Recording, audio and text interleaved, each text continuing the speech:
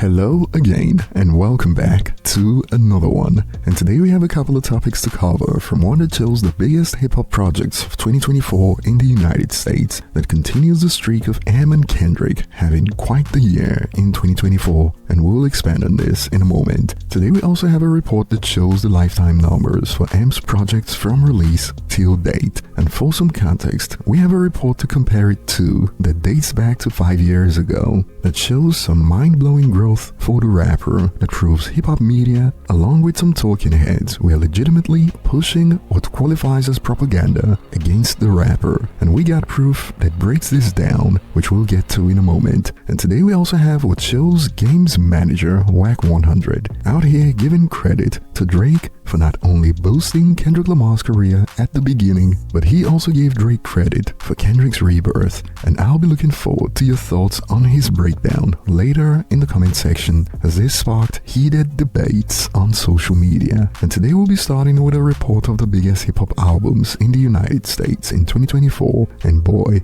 both Kendrick and Eminem scored multiple albums in the top 10. Future and Metro topped the list with We Don't Trust You, and we got For All the Dogs, Utopia, American Dream, and The Death of Slim Shady complete the top 5. And boy, the genre has certainly been declining over the years when it comes to rap superstars putting out superstar numbers, as remember, the biggest hip-hop album of the year couldn't manage to clear what Eminem did with MMLP on its release week in 2000, and barely matches what albums like the Eminem Show and Encore did on their first full week of sales tracking. And back on topic for 2024, this report sparked some hilarious debates between Drake and Kendrick fans, as on one end, some Drake fans are claiming Future and Metro's success with takes like Drake is responsible for both number 1 and number 2, let that sink in, because Kendrick dissed Drake on Like That, while on the other end, Kendrick fans are claiming the win. Look at how high Damn and Good Kid are old albums and still made the top 10, and Drake needed a new album to get that high. Kendrick clears him, I don't care, I don't care.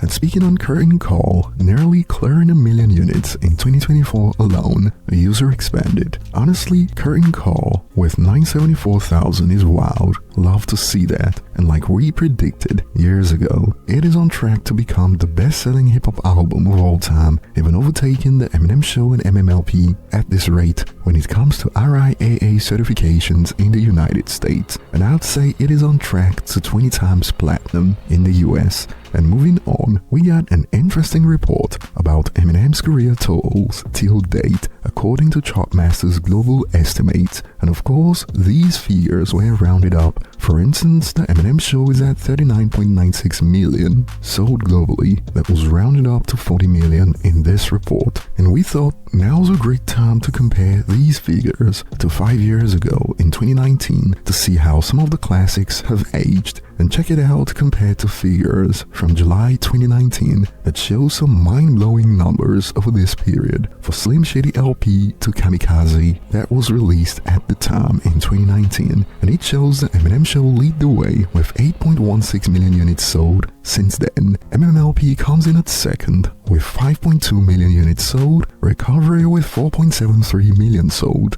Encore with 3.69 million sold, MMLP2 with 2.93 million sold, Kamikaze with 2.75 million sold, 8 Mile with 2.1 million, Slim Shady LP with 1.4 million, Revival with 1.28 million, and Relapse with 453,000 sold in that period. I don't want to talk about it no more.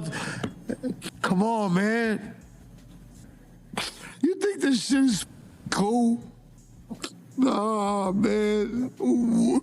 And bear in mind, the pure sales figures for these albums aren't up to date, and this makes you wonder what exactly did people mean when they claimed his music aged badly. And if you recall, even Complex took part in this buffoonery that qualifies as propaganda, seeing as no one in hip-hop has seen 20-year-old projects do this well over time. The Eminem Show literally averaged over 1.6 million sold per year over the last 5 years. And for some context, the biggest hip-hop album album this year in the US moved 1.59 million units, and I'll be looking forward to your thoughts in the comment section. Perhaps some of you could explain how people in hip-hop media were able to convince many rap fans that Em's music aged badly. And moving on, we got games manager Wack 100 out here speaking on how Drake is not only responsible for boosting Kendrick's career at the start, but also responsible for Kendrick's rebirth. Check out a snippet that sparked heated debates. Could Kendrick be this successful without Drake? Why are you saying that? You asking me, or what? I can give you the answer. This is a question for the room. Yeah, give me the question. Give me the answer. What's up? I can give you the real answer. Let me Nigga, know. as a West Coast nigga, I'm gonna give you the real answer. Probably not.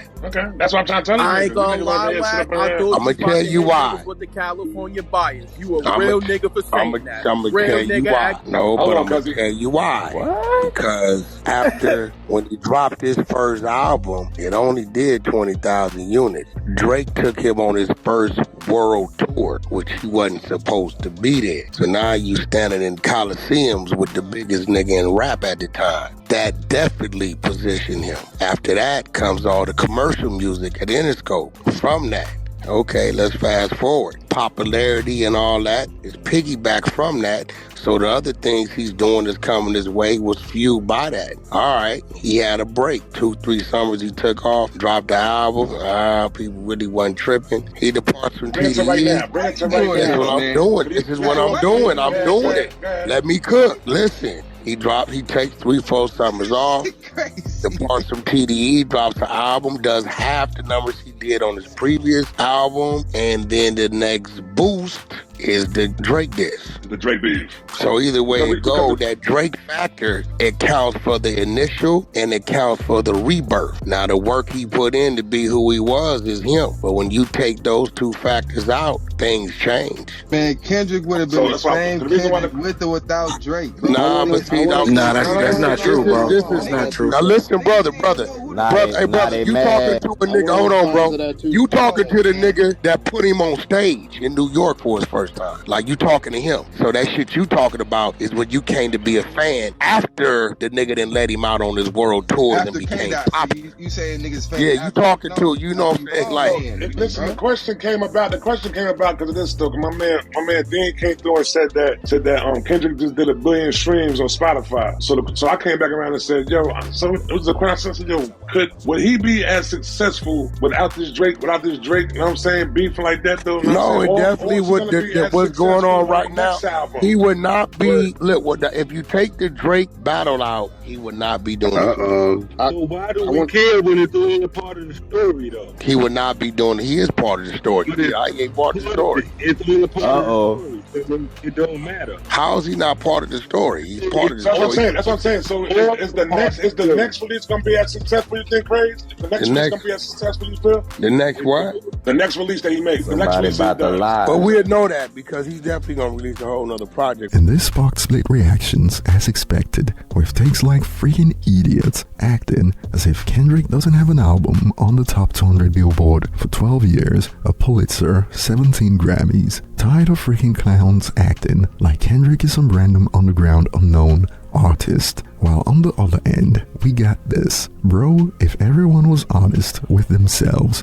they know this is the truth. Kendrick knows it. He said it himself early in his career. And we got some in Drake's corner, wondering why Wack 100 would admit this. First time I've ever heard Wack keep it 100 bars. But makes you wonder what's going on with the West Coast. They have never once said anything like this, thinking emoji. And in Kendrick's corner, a user fired back with, bro went 10 plus years without a Drake feature and stayed consistent in dropping quality projects. Please stop trying to credit Dot's success throughout his career to Drake, not even close. And these users kept going back and forth as this was met with, Kendrick's whole career is given a boost every time the song/album mentions Drake. Control Verse, The Beef, GNX Club Paradise Tour. When Kendrick opened for Drake, Kendrick isn't consistent. Drake literally had to get him back in the studio after he tried to retire after Mr. Morale and the Big Steppers.